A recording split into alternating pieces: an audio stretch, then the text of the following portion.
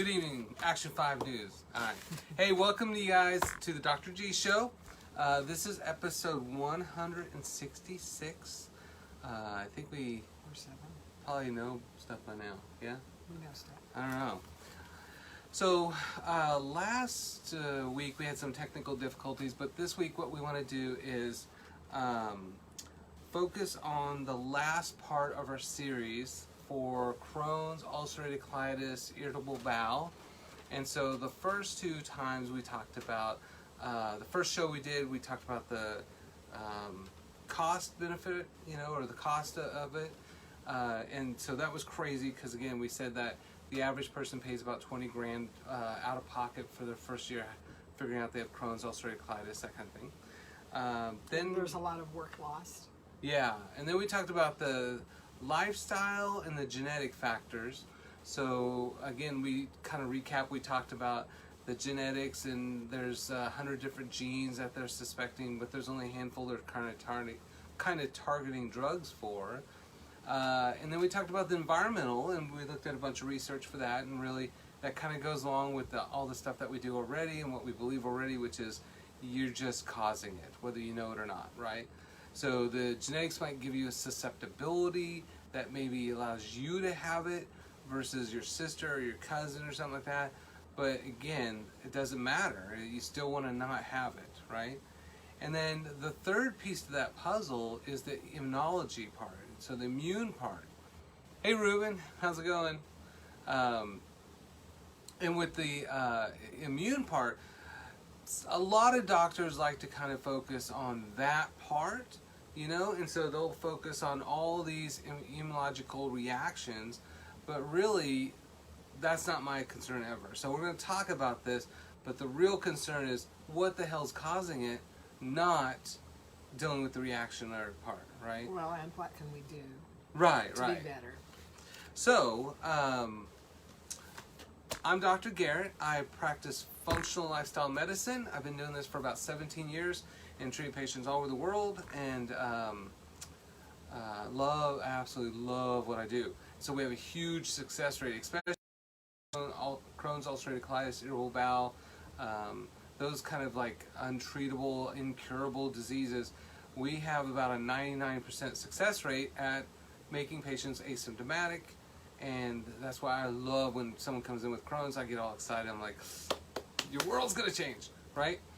It is really exciting to see them go from desperation to hope and feeling good. Right. Yeah.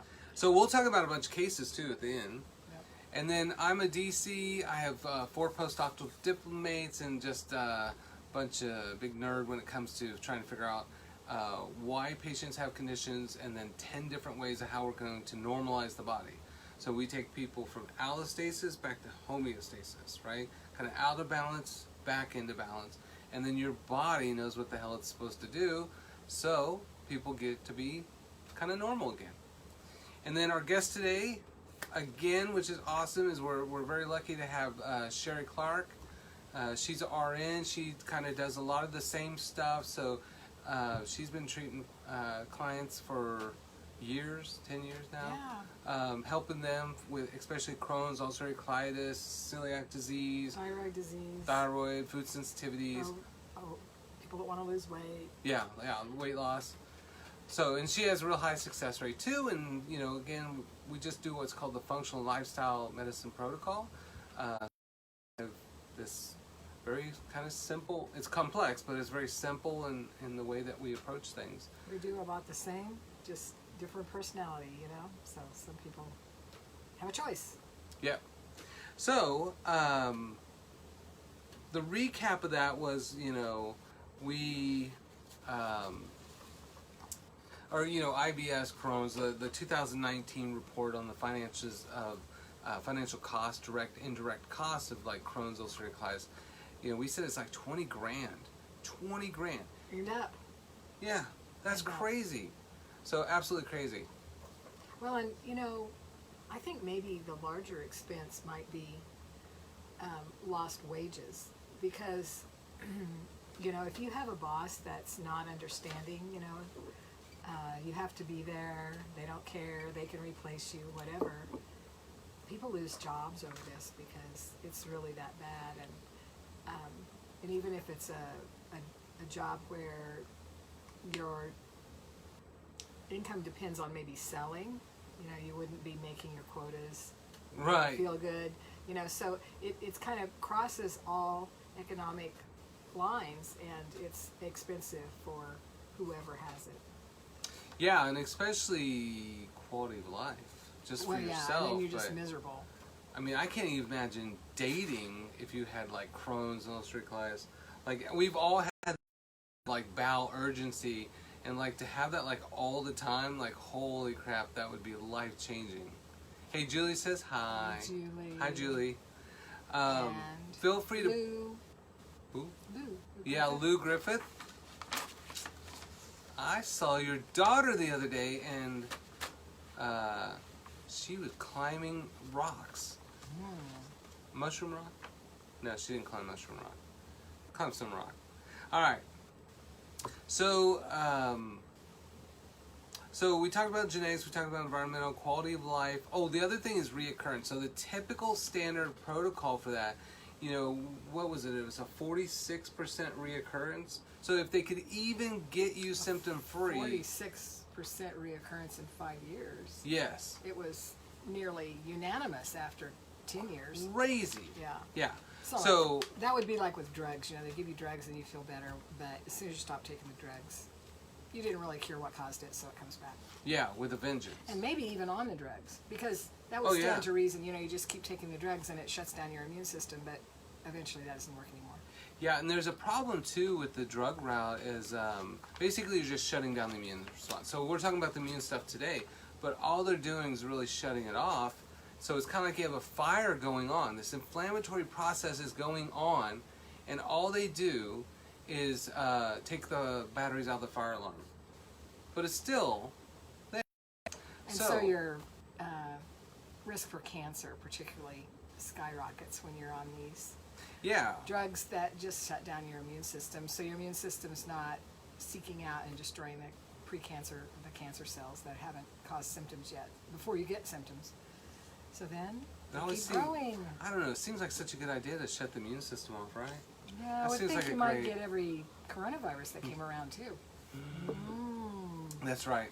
I like that on the I think it was Humira. They were like, if you get a toenail infection, you could die. Like that was on one of the warnings a long time ago. But they're the ones that shut down your immune system. Oh, I know. That's why. Oh, that's why they were warning us. So they're like, we'll make you feel better. Go to the ER if you get. But you might die from a toenail infection. Well, and that's the truth. Back in the day, people used to die. They used to get sepsis from scratches. If you don't have an immune system, that happens. Yeah. I think the point was back, though I didn't say, was back in the day, I don't know, they had problems with that. There's a lot of animals in the manure and things. Yeah, and the Humira, the typical. So I had a patient come in the other day with Crohn's. And so she's on Humira, which shuts down the immune system, and then she's also on mesalazine, which then shuts off the inflammatory response, and she still doesn't feel good, right? So, the fact that you can get patients who don't need that medication, and they can just poop and feel fine, and, you'd think is amazing, but it's just kind of like every day here. So, one thing I did was I pulled some research from the Journal of, you'll like this. So it's the Gastroenterology Research and Practice Journal, right? And this is 2016. And in there, it has a, just like overly detailed process of the inflammatory process. So the immune process that we'll kind of be touching on. Now, we don't want to get too in depth because we're going to he could dive really deep. We're going to be no one would understand what he was talking about. Well, we have a few people out there that might. But. Very kind, but we're going to basically talk about this picture here and what it means to you, right? Well, you better tell them what that is. That looks like that could be anything. Well, yeah, we'll talk about it. And then, when you guys start getting really bored, then we'll talk about solutions more so than. So his plan is to bore you a lot. So hang in there. If you got too bored. They might be fascinated. You'd be fascinated. Oh, I know. It's not boring to me. Yeah. No, I think it's fun. Okay, so let's see. The process of inflammation, no matter where it is in the body, it's the same process. And your body has this ability to basically just identify cancer cells and then tell B cells, and then your body destroys those through natural killer cells, interferon, cytotoxic cells. And there's kind of cytokines that are released to regulate that process. And that's why you shouldn't have any autoimmune conditions if it's healthy and doing the right thing. You shouldn't have cancer with that. So your body, the way this works is, your body is like identifying and fixing mutations at the rate of 10,000 times per day per cell. So 10,000 times 100 trillion cells. Your body's pretty damn good at this, right? But when we look at the environmental factors and lifestyle factors, if somebody has this much problem that they're causing, but only this much repair going on, even though it's a ton of repair, then you're going to maintain whatever that condition is, whether we call it eczema, Crohn's, ulcerative colitis, reflux, IBS. If anything is chronic, you're chronically causing it whether you know it or not. So the cheapest, easiest solution is to figure out what's causing it and stop causing it, right? So with your gut, we're going to talk about gut since this is all gut stuff, but it's all the same. So your gut has these cells that line it, and then it has like connective tissue, and then it has blood. And so the goal of your gut is to break down food into all kinds of biochemicals, absorb those through the cells through selective receptors, put it into the blood, it goes everywhere, and then it makes you feel fabulous.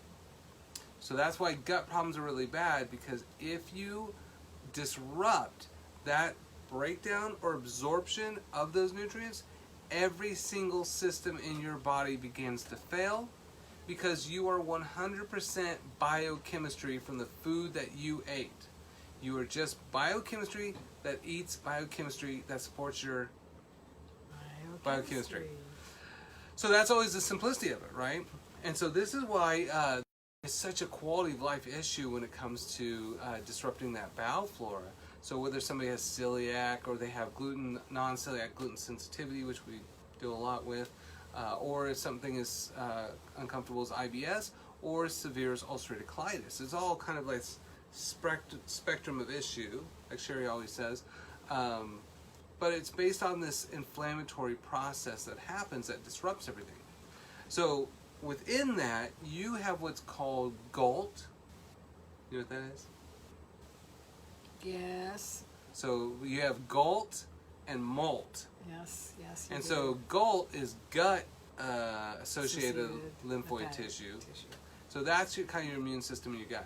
Now the other one's the mucus, which is kind of up here. Same thing, right? We just call this the mucus one, MALT, and then we call the one in the gut GALT. But your immune system is your immune system. With that, if you say you have these cells that are tightly bound to each other, do you want to talk about that, Barb? We talk about it. So your imagine these are like my fingers are flat, but your cells are very tightly smashed together. Technical term, and there are receptors that let through very tiny portions of like amino acids or chemicals or whatever. And so it does wax and wane a little bit, but if you get like a hole in here, there's a sore or something, a damaged place, it makes too big of a hole, and so larger proteins can go through. They don't break down, and they go through, and then they get out in your blood, and they're not supposed to be there really, and so your immune system would attack them, and that causes inflammation, and then that's when you experience problems. So the hardest part about discussing this is Sherry He's gonna say can go like this is like in the shallow end, and it's like she's done so bad, like you just want to go dive deep, really, really deep. It's the simplest answer ever, right? But there's so much more complexity to it. Oh, sure, there is. And so, yeah, so with like Sherry, that's good, right? That's exactly it. But it's kind of funny because like even I'm like struggling, like don't go too deep, just keep it. So yeah.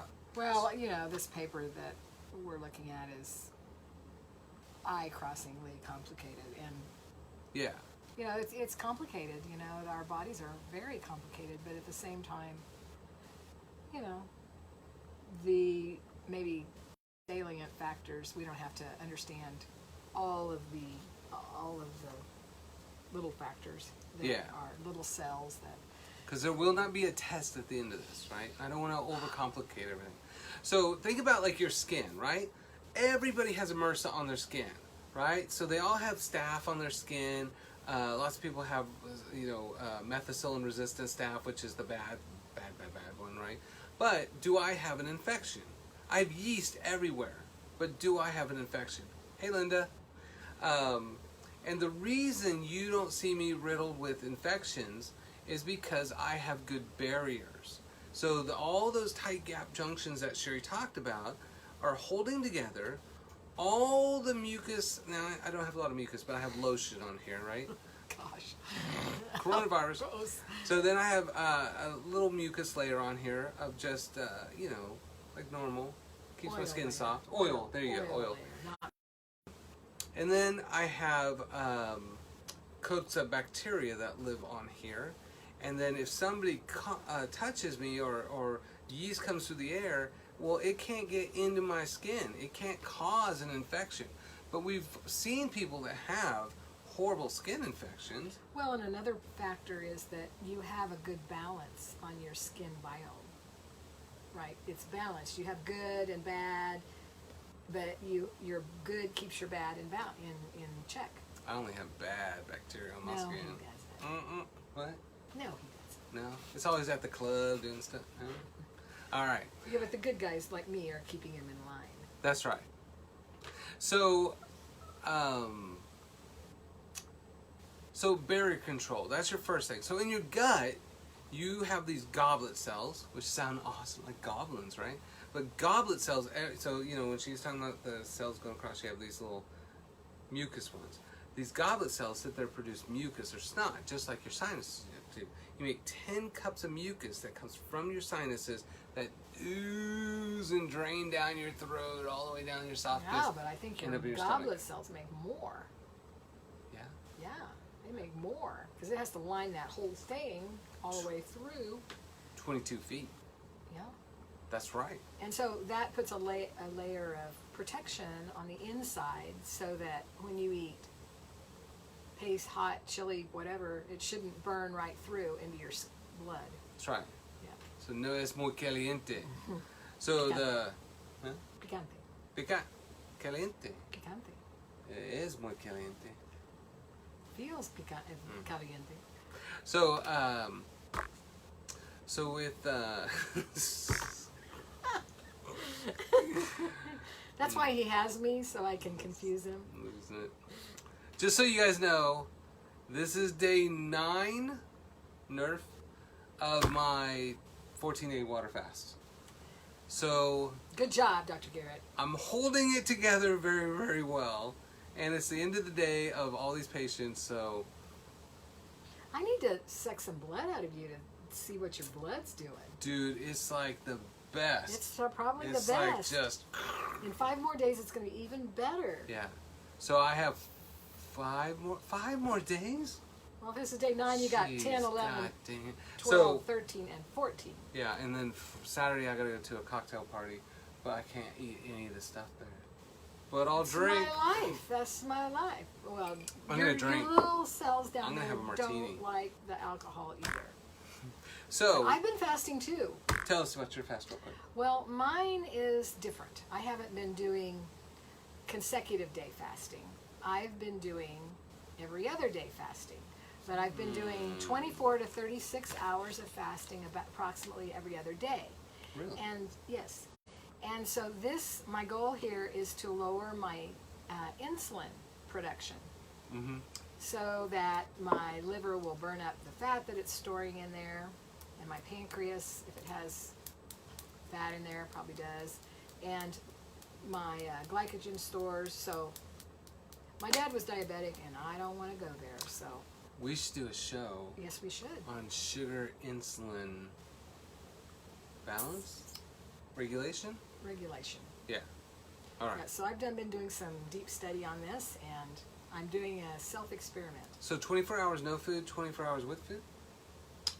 Yeah, or 36 hours. So if you do a 24-hour fast, what I typically do is eat supper, and then of course, I'm fasting all night. I Oh, don't yeah, eat yeah. breakfast, I don't eat lunch, Yeah, but yeah. then I eat the next supper. Or what actually works better but is harder is if I eat supper, then I don't eat breakfast, lunch, or dinner, or anything until the next breakfast. But it's easy for me to fast breakfast, so that's not too bad. So anyway, yeah. Well, we're gonna talk more about this later. Yes, we are. The battle All right. of the fasts. Nice. So if I lose it, that's why. All right. So we were talking about snot in your gut. So you make mucus, a ton of mucus, like Sherry said, right? So, and that basically, so you have roughage, which is the fiber that's within your food, and then it prevents it from damaging you as it goes through, right? You eat all that food. But it also creates this nice mucus barrier. Now, people that take ibuprofen and aspirin, that pathway you block for inflammation called COX-1 also blocks the pathway for mucus production.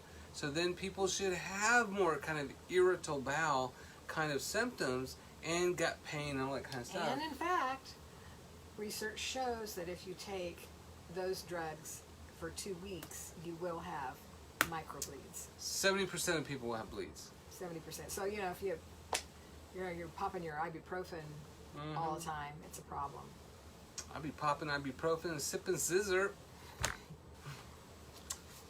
Right, flying like a G6. So if people that have to take pain medications all the time, Yeah. a better route would be to find out why they're hurting. Now I realize some people have. Or do Boswellia. Yes, Or there turmeric. are other Or ginger. anti-inflammatories that use Or those bark. same anti-pain pathways. Yeah. So, All right, so but we digress. I digress. I do. So that's one thing, the mucus part. But then if things can get to that cell, so we eat things like, okay, so like salmonella. That's always a good example. So chickens are riddled with salmonella. Now they used to not be like that. Only 3% of chickens had salmonella. But then we said, what if we just give chickens antibiotics in their food and we could cure this salmonella problem? And then we end up with 90%, maybe 100% of chickens that have drug-resistant salmonella, which is even better. But they get the salmonella because they're eating an altered diet, right? Right. So then when we eat that chicken, there might be a little blood vessel in there, and it has a little bit of salmonella in there, and then it goes through, and we're taking acid blockers, and then that ends up making it all the way to your small intestine, and then your immune system, your GOLT, says, holy crap, that's salmonella, let's ring the alarms, let's sound the bells, right? And then you have an immune reaction. Now, your immune system comes from the gut, but mostly from your bacteria. So 75% of your immune system is actually in the gut. 75% of the immune system in the gut is gut bacteria. So you have 750 to 1,000 species, according to Harvard. If we believe those goddamn liberals and their books. 1,000? What? 1,000? Yeah, 1,000. Okay. What did I say? You said 1,000. Okay. Continue. All right, I was getting all excited. So we so then they have this kind of like whole flora thing that's going on where we have this microbiota, and then that microbiota has this balance of all these little critters. Right? They digest most of your food, actually, right? They are most of your immune system. So then if we disrupt the mucus, could we disrupt the bacteria? Well, sure. Yeah. So things like what? Soda will do it. birth control well, will do it. anything we Antibiotics. eat. Yeah, antibiotics is probably the big gun, but Yeah. you know, our food. If we change the way we eat, the whole bacterial balance changes in 2 weeks or so. That's right. And so, yeah, Because in cows, 2 weeks. cows that eat a corn-based diet disrupt their microflora in their bowels and create an overgrowth of a good bacteria called E. coli 0157H7. And then if you get contaminated plants or meat with that overgrown good bacteria, your child dies. Well, Their isn't kidneys bleed out and they die.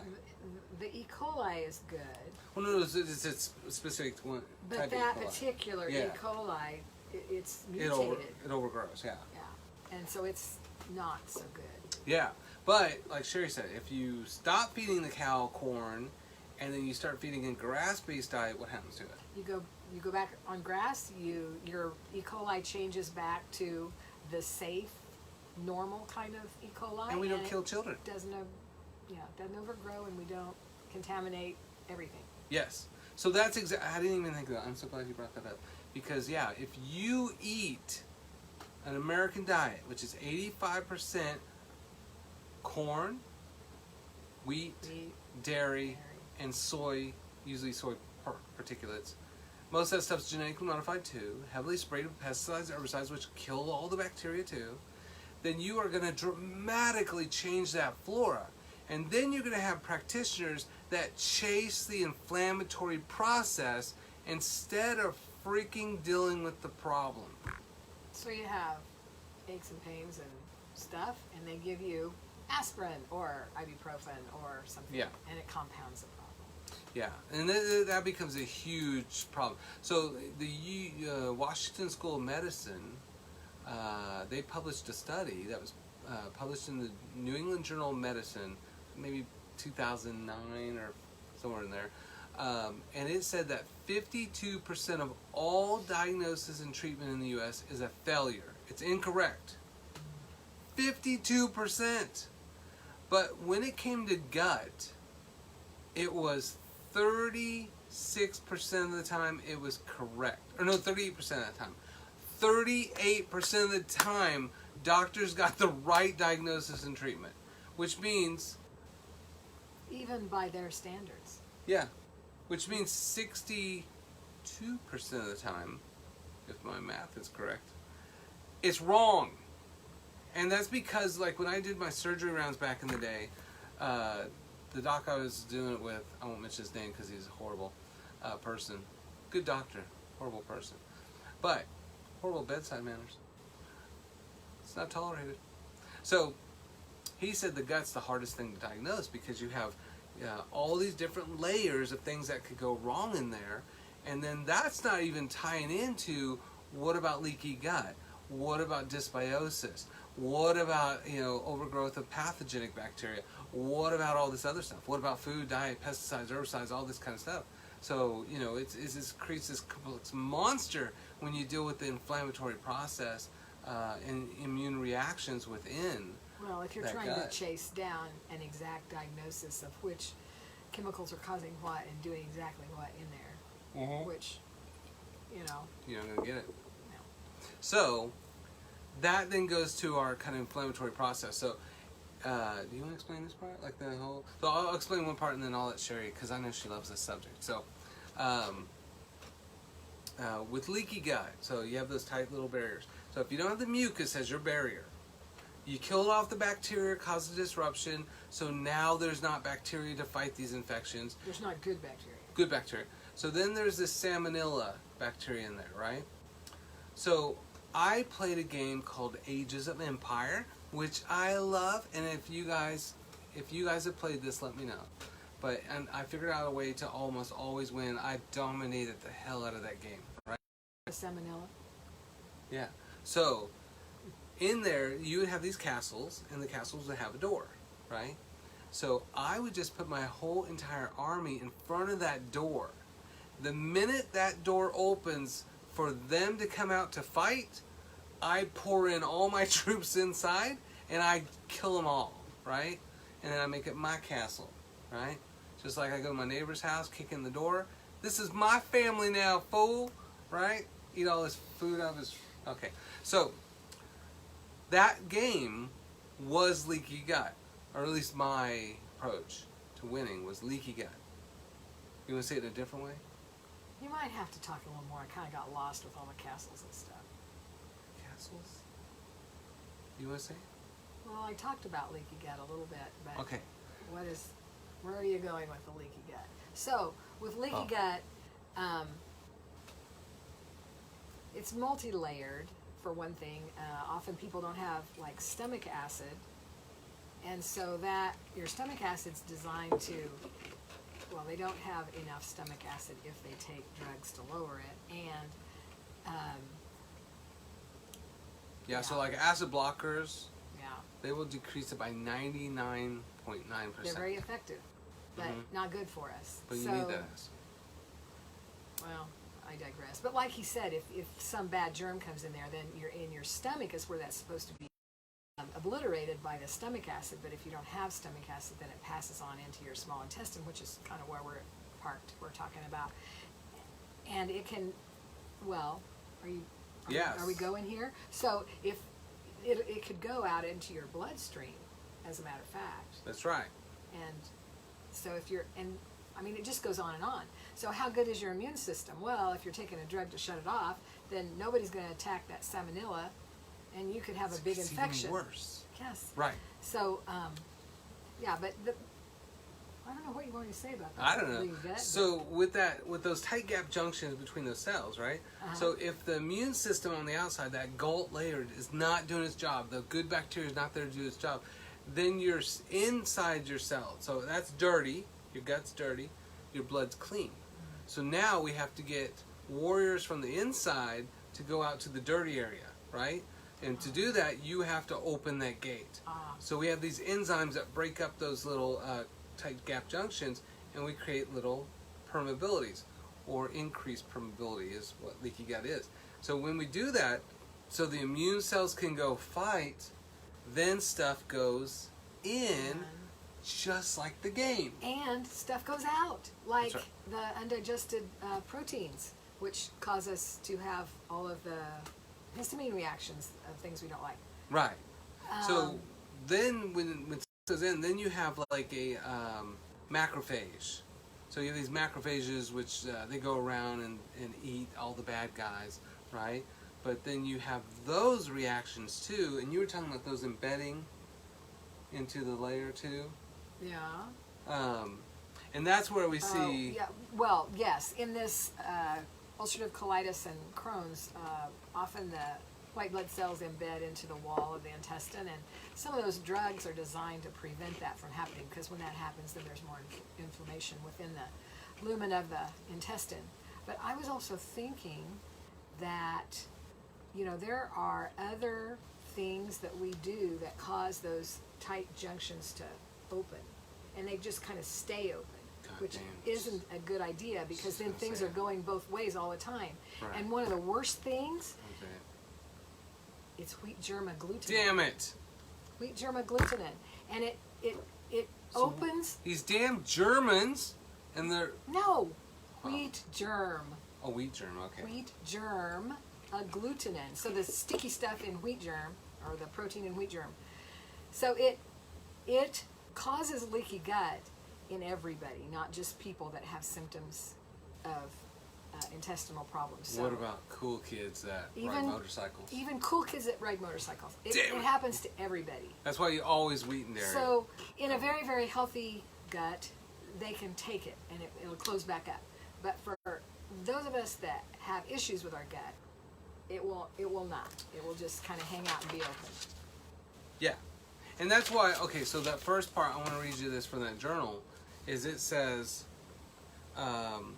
patients with genetic susceptibility to inflammatory bowel disease, right? So not everybody has this. Like half the population now or something, I don't know. Anyways, and it's getting worse, it's skyrocketing. So more and more people are becoming more susceptible. But patients with genetic susceptibility to IBD are exposed to environmental factors such as diet and lifestyle, which can induce immune responses that impair the mucosal barrier. And so you know another lifestyle factor? Okay. Stress destroys your mucosal barrier. So, you know, people We're have Americans. tummy aches when they are really stressed. Some people do. And that's what's going on there.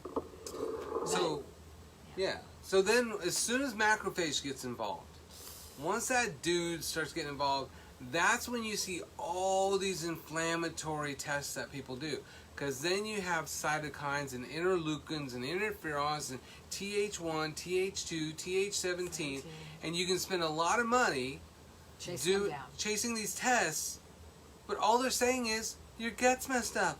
Yeah, you got inflammation, as But if you didn't know that. But you already knew that. Like, yeah, exactly. Like, when we do hormone testing, we used to do that all the time, and I don't do it anymore because, like, I feel awful, we should test my hormones. Hey, your hormones suck, just like we thought they would. It's always like that, right? So the question is not, how can we spend almost everybody's money chasing down the reaction, but how can we really invest into reversing and preventing things like inflammatory bowel disease, right? So it's no different than like if you celiac. We can do a ton of tests to look at the inflammatory process of celiac. What the hell's the solution? What is it? What? I forget. Celiac? Yeah. You can't eat gluten. Oh yeah, gluten. Yeah. But you know, there's another reason. What about a little gluten? Just a little bit, like just a little cake at the party, right? That's okay.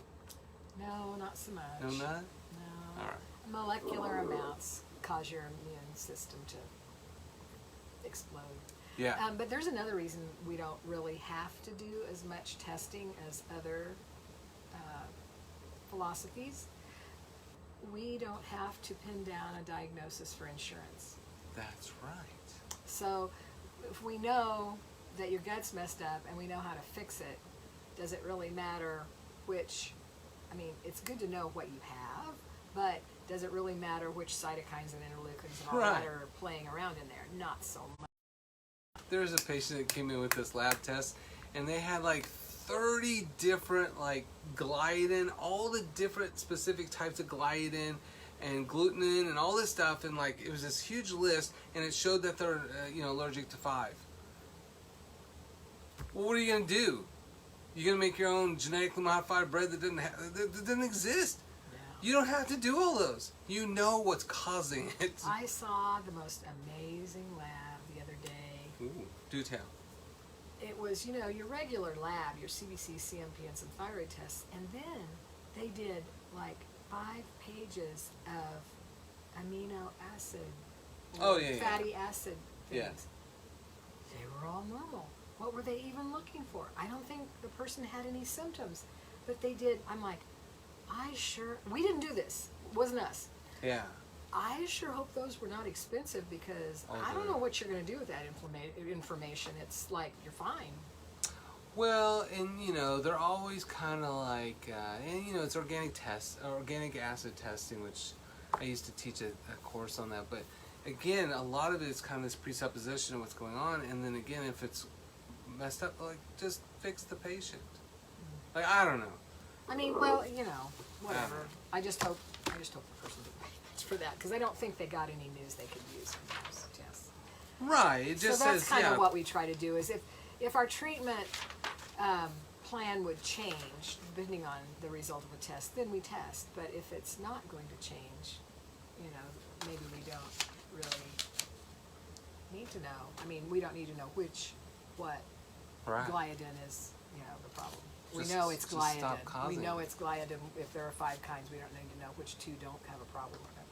Right. Because you can't avoid it. I mean, if you eat bread, you get them all. You could get them all, or if you eat bread and oats and rice, you get them all. Whatever. So one thing about the microbiota is it says with intestinal dysbiosis, which is imbalance. Let me take a moment. Okay, so. Functions of the gut microorganisms that impair host microbes and immune homeostasis. So that's that. Dysbiosis is the out of balance gut. So human gut contains 10 to the 11th power of microorganisms. That's a lot. So that's 10 with, no, it's 1 with 11 zeros. zeros. And then, actually, per gram of intestinal lumen. Ooh. That's just per gram. Wow. So that's crazy. So that's commensal bacteria. And so again, it goes into this whole thing of like, you have all this bacteria taking care of you and then we disrupt it.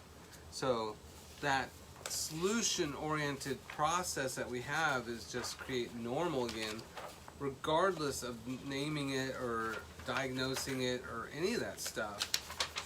And that also includes fungi and virus. Fungi? I'm a fun guy. You are a fun guy. Fungi have more human biophysiology than plants. Do you know that? Maybe I heard you say that. So another big problem is the fibrosis, but that's, again, a lot of times people like to look at that part. There's a lot of different growth factors that they'll look at, from platelet-derived growth factor, which is why platelets go up when you have an inflammatory process. Insulin-like growth factor goes up because, again, you're going to grow tissue to overcome. Fibroblastic growth hormone. And again, interleukin 1 beta and interleukin 6 and tumor necrosis factor and all that kind of stuff. So in the end, we don't want to chase those down. We just want to fix why. So when it comes to that, we want to do a different approach. So we do, I told you, we talked about the genetics, we talked about all this, and then we say, well, how do you fix it? So we have such a high success rate because we have a very systematic approach that is all about creating that normal. So taking that dysbiosis and making normal biosis. Taking that imbalance of lifestyle and making a balanced lifestyle. So most people live a lifestyle that's inconsistent with life and longevity, but they don't want symptoms of it, right? So we do the opposite.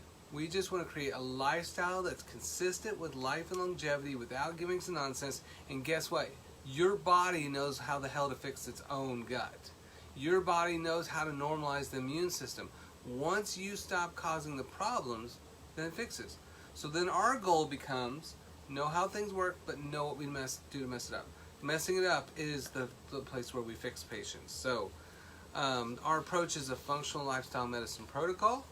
And so we look at everything from what they eat and drink and pee and poo and how they sleep and their stress. And so there isn't like, if there's 10 things, we just deal with all 10 things, right? Change the lifestyle. And then we also look at it from a whole really unique approach, which is T-cell dysregulation, secondary molecular mimicry. Which sounds like a lot. It sounds like a lot. But it's a very simple application that deals with like food sensitivity testing with what's called immunoglobulin gamma, which are more delayed reactions. We don't have to test for the IgE reactions because you can figure those out. But the delayed ones are probably the biggest bang for your buck as far as knocking down autoimmune conditions, because autoimmune is secondary molecular mimicry. What we're talking about here is autoimmune. Oh, right. So, yes?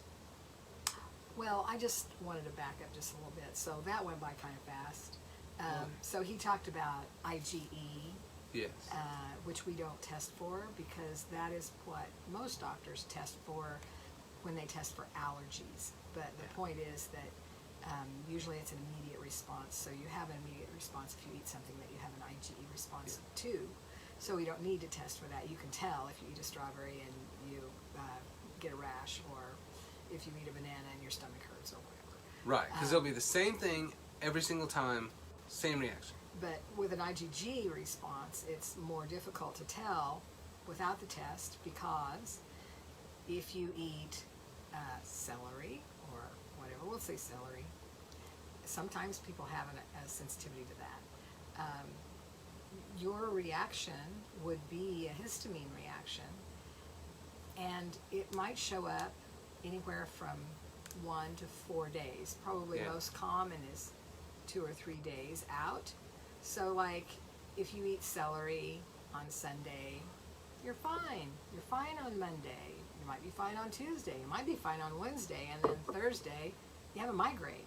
Well, you're not going to think about the celery that you had on Sunday. Right. And then if you do that with a whole bunch of foods, they layer on top of each other, and your reactions get bigger. Yeah. But yet if you take out one, it doesn't really do much. So we do the testing. 184 foods are tested, and you have a computer readout showing you exactly how sensitive you are. Your white blood cells and how they create histamine when exposed to the food antigen. Yep. So it's very personal to you, and it's not a scratch on the back or whatever, it's blood, and so it works. Yeah. And we talked about, well, we just do the simple thing, we just do what works. So we do that, and we used to kind of make it optional to do this testing, this IgG testing, but we found that it's so foundational and it helps people so much, we really encourage everyone with problems to do it. Because we've had people that did everything we initially said, like, okay, don't eat gluten, don't eat dairy, and they didn't get better. And it was all the other things. Yes. And it's such a shocker, too, because they're just like, our philosophy is anything that's chronic is something you're chronically doing. What you eat, drink, breathe, rub on your skin, or how you stress, right? So if we cause it, we can uncause it. But it could be healthy stuff, and I think that's the biggest shocker with patients. Yeah. Is they're like, what do you like with me? Green tea will make me have irritated throat and cough. I just have dry cough like that for 2 weeks after I drink it.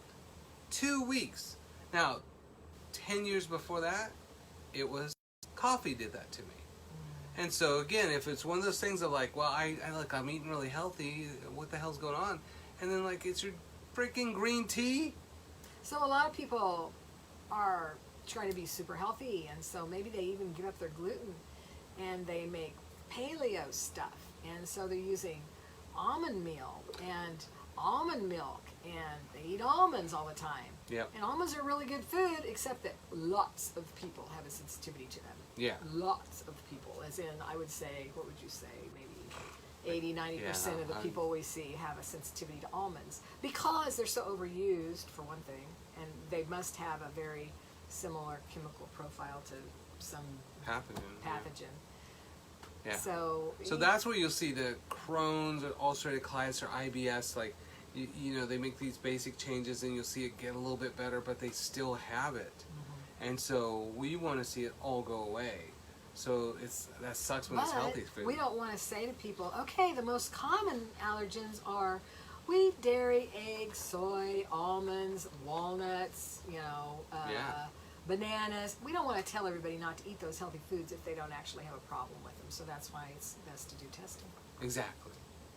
Well, so as we wrap things up, I want to talk about a few clinical cases.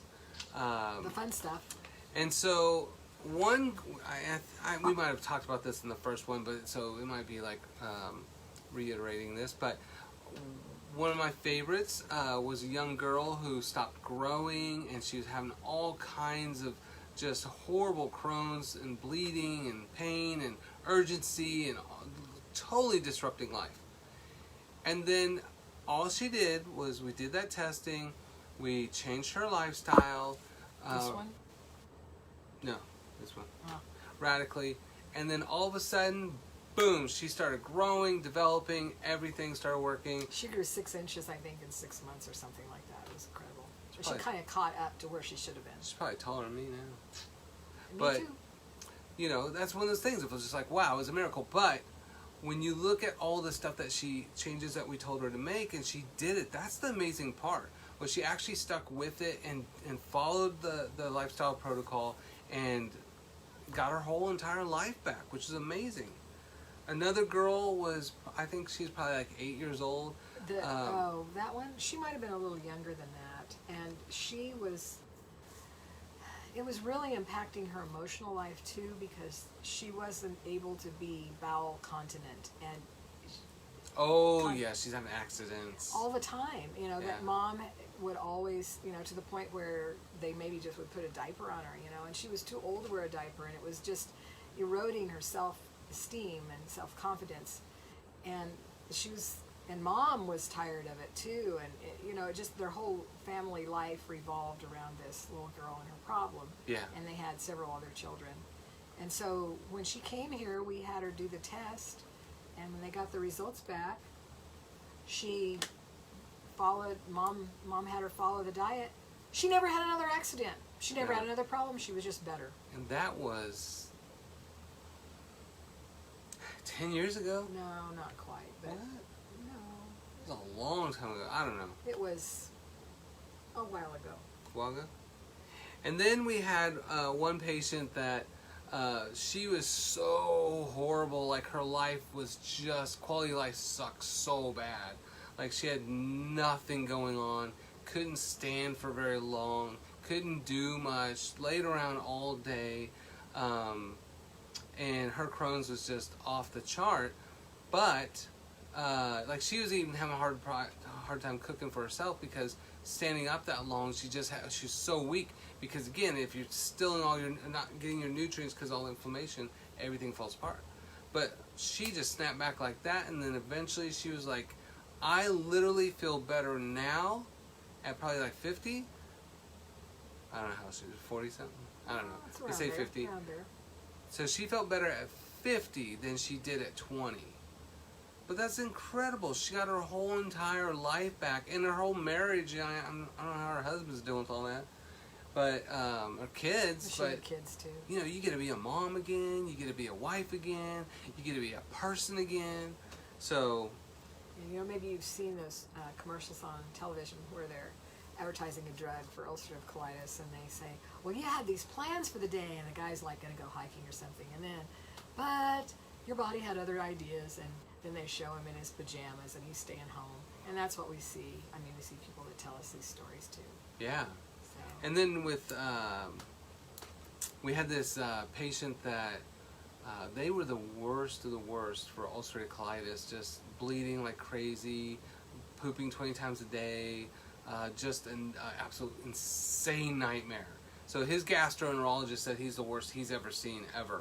And that dude's old, so I think he's seen a few patients. But I told him, I was just like, eh. Like, he comes in with all this kind of like, oh my God, this is the worst ever. I'm like, eh. But I told him to eat all this healthy stuff. We told him to eat healthy. And he's kind of a chef. And so he goes and he buys the best salmon and the cauliflower and makes this gourmet thing, comes back and says, I feel worse. Worse. And worse on the healthiest anti-inflammatory diet. Right. And so, fortuitously, we had his results that day that came in, and guess what he was allergic to? He was allergic to salmon and cauliflower. Yeah. So when we determined what the problem foods were, he cut those out completely, and was getting better. Yeah. But he was on all kinds of suppositories and medications, enema medications. enemas, and Yeah. All of those patients end up no longer needing immunosuppression. they were threatening surgery to Yeah. take out his bowel, and he didn't have to have that happen Yeah. because his body healed. And then we had a patient that was a marathoner, and That would be she hard. had it for 20 years. How would you? I can't even be a marathoner without the disease. Well, she's like running all the time, so she's just like, she says she's always scoping out bushes and like being prepared. Awful. And then she would like poop in people's yards and stuff. It's just hilarious. So, but she? if they get caught, she can just run away, right? Oh. But yeah, so she got like all of it back, which is awesome, which is great, But now, like, being able to run without worrying about that is great. And then when it comes to like IBS, so you have this kind of like ulcerative colitis, the worst. Then you have Crohn's, and then you have IBS, kind of that spectrum. IBS, isn't that's kind of where they don't actually know what's wrong with you? Yeah, But there's something wrong with you, and sometimes you alternate between constipation and diarrhea. Mm-hmm. And so they give you this diagnosis because they have to have a diagnosis code. Yeah, and I think probably at least a third, if not half, of the patients that we see start out with IBS, either diarrhea or constipation oriented. Oh, more And than that. you think probably more? The majority of the patients we see come in with Yeah, that's probably, yeah, you're probably right. So they're probably like 75%, I guess. But it is like that. It's just like reflux. It's just, it's gone. It's gone. Like, I love it because it's just easy. It's like we don't even treat that stuff. We just treat lifestyle, and then it's like, oh, how's this gone? How's that gone? Gone, gone, gone, gone, gone, gone. Right? Well, we also talk to them about their negative thoughts, their negative thought patterns, and because that stress, raises cortisol, right, which raises blood sugar, which right, suppresses your immune system. right. Yeah. It's always what you eat, how you stress, and the chemicals that suppress your immune system to even allow Crohn's and ulcerative colitis to come on. But these diseases that have the ulcers, stress is also reducing the amount of mucus that those goblet cells put out, like we said. Right. And so when that food or that roughage hits those sores, it's extremely painful and it creates more inflammation. So, Oh, yeah. So, All right. stress is a big deal. It's not all just food. We don't want to leave that impression, but Yeah. it's the whole package. We work on the whole thing. I had a patient once like, oh, so you're just going to change my diet? I'm like, I'm going to change your life, girl. Like, this ain't no just diet. This is like changing why you do what you do so you can be healthy and happy. Do we have questions? Hey, there's Angela.